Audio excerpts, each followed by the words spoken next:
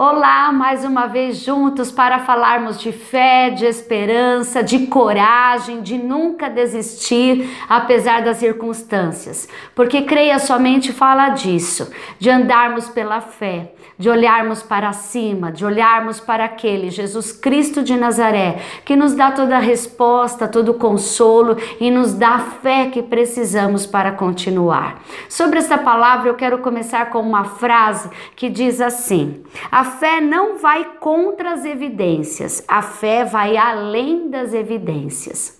Quando pensamos nessa frase, nós analisamos que a fé é possível andarmos pela fé, é possível acreditarmos nos impossíveis do Senhor, porque nós não estamos baseados em evidências, estamos baseados naquilo que o Senhor está dizendo.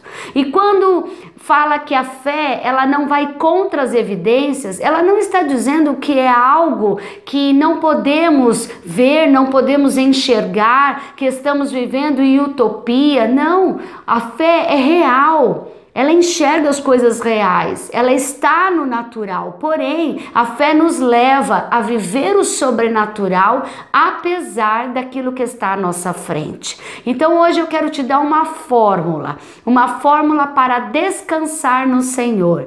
A fórmula hoje para descansar no Senhor é o tema dessa mensagem, que significa ouvir mais crer, que é igual a descansar. Essa fórmula precisamos ter dentro de nós, dentro do nosso coração, para nunca mais desistirmos de nada do que o Senhor tem para nós e principalmente daquilo que Ele promete sobre as nossas vidas. Sobre essa palavra eu quero meditar com você num texto muito conhecido, mas um texto maravilhoso do apóstolo Paulo, que está lá em Atos capítulo 16, e eu quero ler alguns versículos com você para contar e para mostrar essa história, como ela é tão real, mas também como podemos viver o sobrenatural apesar das realidades adversas.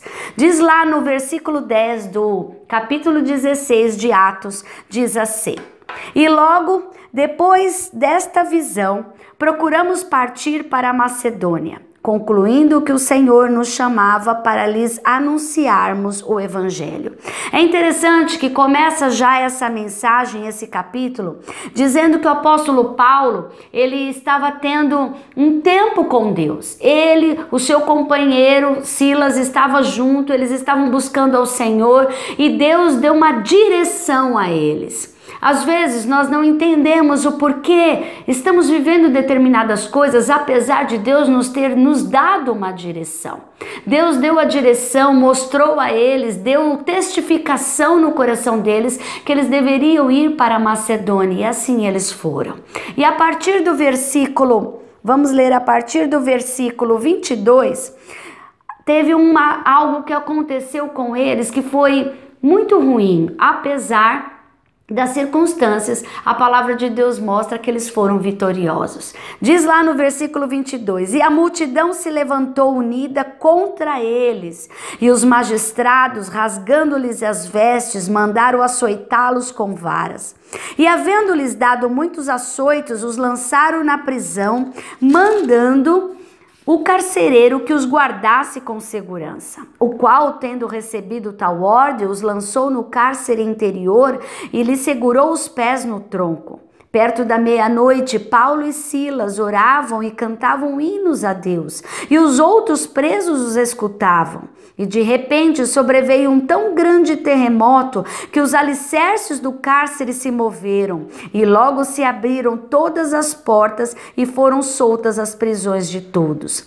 Acordando o carcereiro e vendo abertas as portas da prisão, tirou a espada e quis matar-se, cuidando que os presos já tinham fugido. Mas Paulo Paulo clamou com grande voz, dizendo: não te faças nenhum mal, que todos aqui estamos. E pedindo luz, saltou dentro, e todo trêmulo se prostrou ante Paulo e Silas. Tirando-os para fora, disse: senhores, que é necessário que eu faça para me salvar? E eles disseram: crê no Senhor Jesus Cristo e serás salvo, tu e a tua casa. E lhe pregaram a palavra do Senhor, e todos os que estavam em sua casa também foram salvos. A glória de Deus, ela é manifesta sobre a palavra do Senhor. E é interessante que essa passagem mostra que mesmo que estamos vivendo testemunhos e coisas adversas hoje, nós podemos ter testemunhos firmes do poder de Deus e da glória de Deus. Eu escrevi uma frase aqui que diz assim: a fé não ignora a razão, mas também não se baseia nela. Ela não ignora a circunstância, ela não ignora a razão, porém a fé, ela vai além da razão. É isso que aconteceu nessa passagem. Paulo estava preso, Silas estava preso, eles foram acorrentados, eles foram açoitados, eles foram presos, e a palavra de Deus diz que mesmo nessa dimensão e nesse cenário, vivendo essa realidade, a Bíblia diz que eles começaram a adorar, começaram a cantar hinos de louvor, e a Bíblia diz que o sobrenatural aconteceu. A fé nos faz viver essas coisas. Eu não sei o que você tem vivido hoje. Eu não sei quantas coisas têm prendido você. Talvez você esteja neste momento sentindo-se como Paulo, açoitado, talvez traído, talvez machucado por alguma circunstância.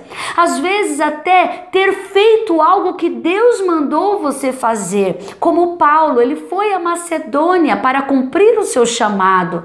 E aconteceu aquele cenário, aconteceu aqueles açoites. Por que isso estava acontecendo? Porque a fé não se baseia na razão. A fé não se baseia naquilo que estamos vivendo hoje. A fé nos leva numa nova dimensão de conquista.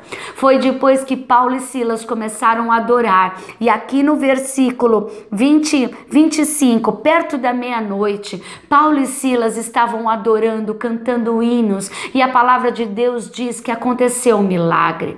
Aquela cadeia foi aberta, começou a ter o sobrenatural naquele lugar, e onde há o sobrenatural, há salvação. A salvação hoje entra na sua casa, e eu profetizo hoje. Não importa aquilo que esteja fora do lugar, não importa aquilo que o diabo esteja tentando fazer na sua vida, ou na vida dos seus filhos, ou na vida do seu marido, ou na vida da sua esposa, dos seus irmãos neste momento. Não importa o cenário de açoites, não importa o cenário de prisões, não importa o cenário de destruição que o diabo queira mostrar para você neste momento. O Senhor está dizendo que se a sua fé não se basear na razão, o sobrenatural acontecerá e entrará em sua vida e em sua casa. Creia somente nisso. A palavra de Deus diz que veio o consolo, veio o livramento, e depois do livramento e do consolo veio a salvação. Aquele carcereiro entrou, ele se desesperou, porque quem não está acostumado a ter fé no Deus Todo-Poderoso fica atônico, fica trêmulo, fica fora de si. Mas Paulo disse: nós estamos aqui, ninguém fugiu, nós estamos neste lugar. E o Senhor diz que aquele homem entrou naquela prisão, naquela cela, e disse para eles: o que eu posso fazer para ter a vida eterna, para me salvar, para ter esse Deus que você tem?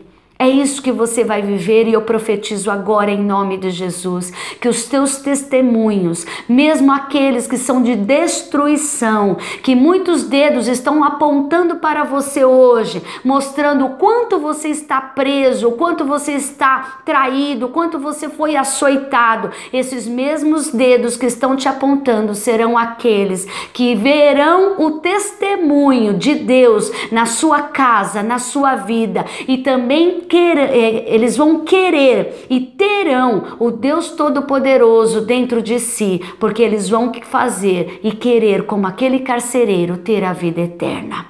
Paulo diz, terminando esse texto: crê no Senhor Jesus Cristo e serás salvo, tu e a tua casa. 3 atitudes nos impedem de crer somente. 3 atitudes nos impedem de descansar. A primeira coisa é a presunção. Presumir que temos e sabemos todas as coisas. A segunda coisa, o pânico, de agir impulsivamente, de agir em desespero, não esperando o que Deus tem para nós. E a terceira coisa, a pretensão de saber ou de muitas vezes achar que somos independentes e podemos resolver as coisas. Viva como Paulo viveu, viva como Silas viveu e não como muitas pessoas hoje vivem, com presunção, com pânico e com pretensão. Hoje, creia somente que Deus entra na sua casa, entra na sua vida hoje, te dá uma nova história, te dá uma nova esperança e te renova a sua fé. Eu te abençoo hoje em nome de Jesus, para que o novo do Senhor seja evidente na sua vida e o anjo do Senhor vai acampar ao seu redor para te dar um testemunho vivo e eficaz daquilo que Ele vai fazer no sobrenatural. Eu te abençoo no nome poderoso de Jesus. Creia somente, porque Ele pode todas as coisas. Em nome de Jesus. Amém.